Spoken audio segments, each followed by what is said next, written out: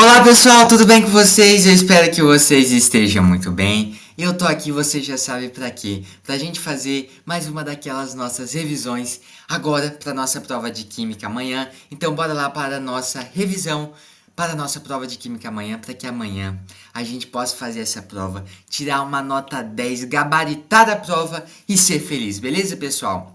Vamos lá então, eu vou contar uma coisa pra vocês. Eu acho que de todas essas revisões que eu já gravei aqui, essa daqui é a mais legal, beleza? Então vamos lá, porque a minha missão aqui agora é fazer você entender o conteúdo de química.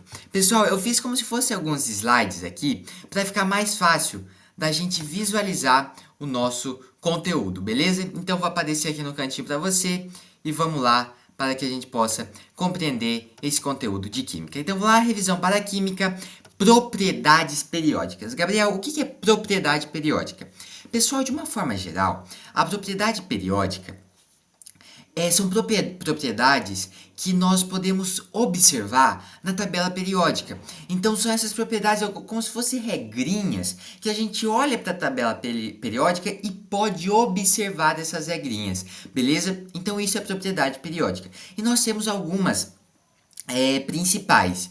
Entre elas nós temos o raio atômico. Pessoal, o raio atômico, como o próprio nome já disse, é o raio de um átomo. E esse raio atômico, ele é maior, como mostra na imagem, da direita para a esquerda, de cima para baixo. Então, quanto mais à esquerda e quanto mais embaixo um átomo estiver, maior vai ser o seu raio atômico, beleza? Então, isso é simples, tranquilinho. O raio atômico aumenta da direita para a esquerda e de cima para baixo, tranquilo? Energia de ionização. Pessoal, a energia de ionização, pensa o seguinte, todo átomo tem elétrons. E a energia de ionização é a energia necessária para tirar o elétron de um átomo. Isso é energia de ionização, é a energia necessária para tirar um elétron de um átomo. E ela é maior da esquerda para a direita e de cima para baixo. Por quê? Porque é onde nós temos os átomos com mais elétrons na camada de valência. Então, por exemplo, um átomo, um gás nobre, por exemplo, um argônio, ele já tem lá os seus 8 elétrons na camada de valência. Mas, por exemplo, um átomo que está na coluna ao lado tem 7, 6. Então, ele quer muito ficar estável. Ele quer muito ter 8 elétrons. Então, a energia de ionização dele vai ser muito alta, porque o que ele tem, ele não quer perder. Então, para você tirar um elétron, por exemplo, de um gás nobre, você precisa de muita energia de ionização. Por quê? Porque ele já tem, ele está estável. E os que não estão estáveis estão quase estáveis. Então a energia de ionização, ou seja, a energia para você fazer com que esse átomo libere esse elétron que ele tem, vai ter que ser muito grande. Beleza? Então isso é energia de ionização. Agora, por exemplo, você tem um átomo, você tirou um elétron dele. Para você tirar o segundo elétron, você vai ter que precisar de ainda mais energia. O terceiro, ainda mais. O quarto, ainda mais. Então, quanto mais elétrons você tira de um átomo, mais energia você precisa. Ou seja, mais energia de ionização você precisa. Tranquilo? Afinidade eletrônica ou eletroafinidade. Pessoal, a afinidade eletrônica é muito simples. Ou seja, o que é afinidade eletrônica? Afinidade eletrônica é a energia liberada quando um átomo ganha um elétron. Então, quando um átomo ganhar um elétron, ele vai liberar uma energia. E a essa energia é se dado o nome de afinidade eletrônica. Pessoal, isso aqui é tranquilinho, né? Então, é essa capacidade, essa energia liberada por um átomo quando ele ganha, ou seja, quando ele recebe um elétron. E essa energia, essa afinidade, desculpa, eletrônica vai ser maior da esquerda para a direita, de baixo para cima, assim como a energia de ionização.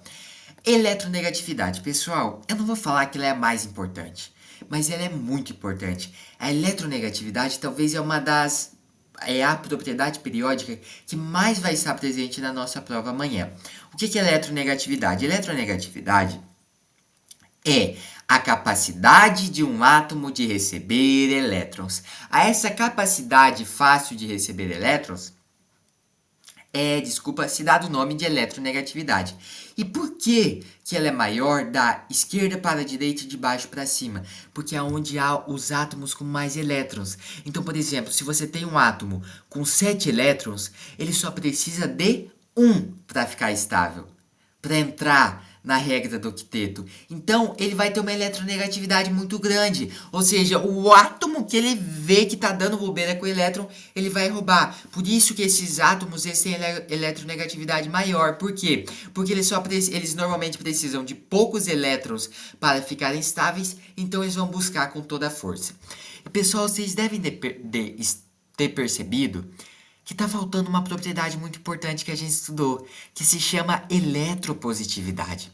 Pessoal, eletropositividade é muito fácil, é o contrário da eletronegatividade. Se na eletronegatividade nós temos uma facilidade em receber elétrons, na eletropositividade é o contrário, nós temos uma capacidade de doar. Então, por exemplo, um átomo que tem 2 elétrons na camada de valência, ele precisa de 6 para ficar estável. Então ele vai falar, cara, para mim já deu, já perdi o game. Então ele vai doar esses elétrons. Então a essa facilidade em doar elétrons é se dado o nome de eletropositividade. Eu não consegui achar uma imagem boa, porque eu achei essa imagem muito boa.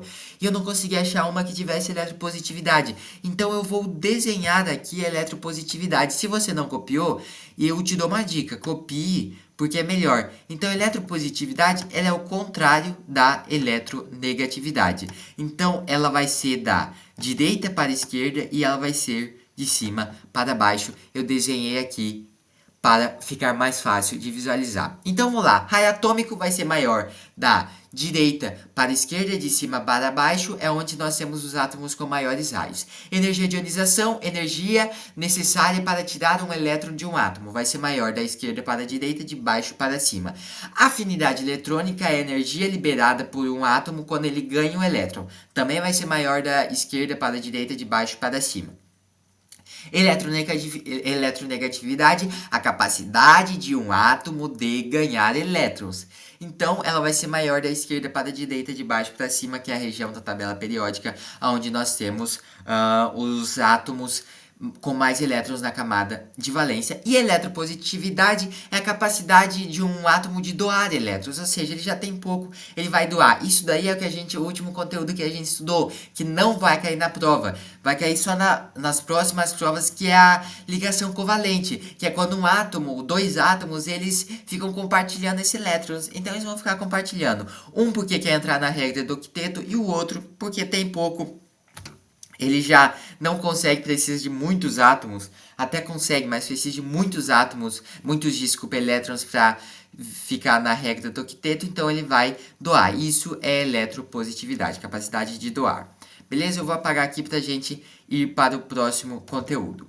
Pessoal, o próximo conteúdo que a gente vai ter aí é ligação iônica. Vamos lá.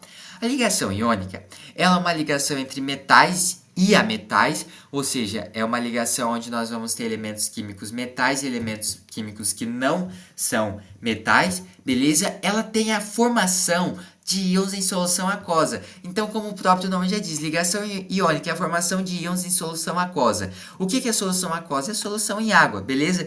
Então, numa ligação iônica, nós temos aí uma ligação de metais ou entre elementos que não são metais. Nós temos uma formação de íons em solução aquosa e nós temos energia de rede. Pessoal, a energia de rede é a energia que mantém esse composto estável e na forma sólida, entendeu? Então, para que esse composto ele fique sólido, não fique líquido e ele fique estável, nós precisamos de uma energia de rede, tranquilo? Nós temos também que eles são sólidos à temperatura ambiente. Então, a ligação iônica, se você deixar ela uma temperatura ambiente, então, por exemplo, a temperatura aqui do meu quarto, ele vai ser, né, sólido. Eles são solúveis em água, principalmente. Então, em água eles vão ser dissolvidos, eles vão ser solúveis. E em solução, pode ser aquosa ou não, eles conduzem corrente elétrica. O que isso significa? Se você pegar um pote, um recipiente com água e você colocar ali um composto com ligação iônica e você colocar o dedo ali, você vai levar um choque, porque eles conduzem a corrente elétrica. Então a ligação iônica é caracterizada por essas características. Pessoal, sendo sincero, isso daqui é mais uma questão da gente entender essas propriedades, beleza? Da gente entender o que está aqui. Então você precisa ter isso gravado na sua cabeça. É simples, é tranquilinho e é bem de boa, beleza? A gente precisa saber disso sobre a ligação iônica. Pessoal, agora vamos aqui para uma formulazinha que nós temos na ligação iônica. Gabriel, fórmula, não aguento mais. Rapaziada, fica de boa, vem comigo que é sucesso. Pessoal, aqui nós temos uma ligação iônica, correto?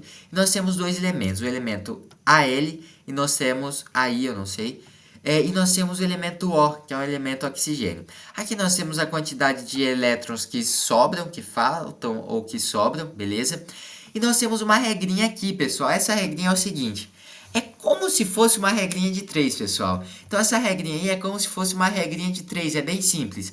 Você pode ver que aqui esse elemento A, ele não tinha 3, então quando ele tiver uma solução iônica, ele vai deixar esse 3 para o oxigênio ou para o outro elemento que estiver. Então você vai ter um cruzamento aqui de números. Então o que está em cima no primeiro elemento vai embaixo no segundo elemento. E o que está em cima no segundo elemento vai embaixo no primeiro elemento. Consegue visualizar? Aqui tem essa imagem, é muito boa. Nós temos aqui esse pontilhado azul que identifica exatamente o que é. Beleza? Tranquilo? Pessoal, encerramos aqui a ligação iônica. Vamos agora para a ligação metálica. Vamos lá. A ligação metálica, como o próprio nome já diz, ela é uma ligação entre metais, beleza? E ela é uma ligação que vai formar mar de elétrons. Gabriel, o que isso significa? Pessoal, uma ligação entre metais, a gente já sabe, vai ser dois elementos que são metais. E o que é mar de elétrons? Pessoal, de uma forma bem geral, mar de elétrons é os elétrons, essa liberdade que os elétrons têm. Por quê? Na ligação metálica, nos metais, eles vão prender, eles vão tentar puxar esse elétron ao núcleo, né? Ali ao prótons e nêutrons. Mas ele não tem uma força muito grande. Então esses elétrons eles vão ficar livres, correndo, brincando. A essa liberdade dos elétrons na ligação metálica, nos compostos metálicos, nós chamamos de mar de elétrons. Os metais, é importante a gente saber que eles conduzem calor e eletricidade. Ou seja, se você tiver um metal e ele estiver gelado, você encostar nele, a sua mão vai ficar gelada, por exemplo. E se ele estiver quente, você encosta e a sua mão fica quente. Então eles conduzem muito bem calor e temperatura em geral. E eles conduzem também a eletricidade, ou seja, se você tiver uma corrente elétrica passando por um metal e você colocar a mão, você vai levar choque. Tanto é que os fios, já ouviu? Fios de cobre? Por quê? Porque o cobre, ele está dentro desses fios, ok? Por quê? Porque o cobre é um metal e os metais conduzem muito bem a eletricidade. Por isso que o cobre aí é muito usado em fios, por exemplo, fios de cobre. Por quê? Porque eles têm uma eletricidade, eles conduzem a eletricidade de uma forma muito, muito fácil. Beleza? TE e TF elevados, o que é TE e TF? Temperatura de ebulição e temperatura de fusão nos metais. Eles são muito, muito elevados, você precisa de muito calor para conseguir fazer aí a ebulição ou a fusão, enfim. Eles também são sólidos em temperatura ambiente, ou seja, numa temperatura ambiente nós vamos ter aí que os metais são sólidos, exceto o mercúrio, o diferentão da galera. O mercúrio ele não vai ser, ele vai ser líquido em temperatura ambiente. Tanto é que até algum tempo atrás, alguns anos atrás, tinham aí os termômetros de mercúrio. Hoje já é proibido vender porque ele é um elemento muito radioativo, muito corrosivo também. Então, mas eles tinham por quê? Eles faziam esses termômetros porque na temperatura ambiente o mercúrio ele é até hoje, né? Ele é líquido em temperatura ambiente. É o único metal que em temperatura ambiente é líquido. Os outros são todos sólidos em temperatura ambiente. Eles são densos brilhantes, maleáveis e dúcteis. Gabriel, que tanto de informação é esse? Pessoal, densos, eles são muito compactos, brilhantes. Se você vê, por exemplo, um aço inoxidável, uma prata, um cobre, um ouro, eles são muito brilhantes, né? Então, eles têm essa característica. Eles são maleáveis. O que é maleáveis? Se você tiver aí alguma joia de cobre, de prata, de ouro, você pode ver que você consegue malear ele muito fácil. Então, se você morder, acabou. Você vai conseguir aí mudar, deformar esse seu metal. E eles são dúcteis, porque lembra do fio do cobre que eu falei agora há pouco?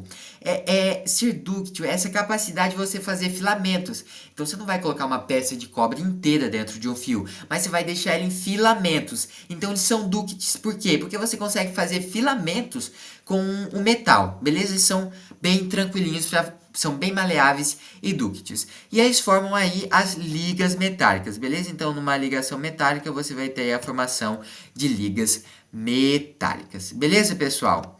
Tranquilinho até aqui. Espero que vocês tenham entendido bem. E como sempre, pessoal, muito foco no processo, força e fé em Deus. Pessoal, foi uma honra poder fazer essa revisão junto com vocês e tamo junto. Até a próxima.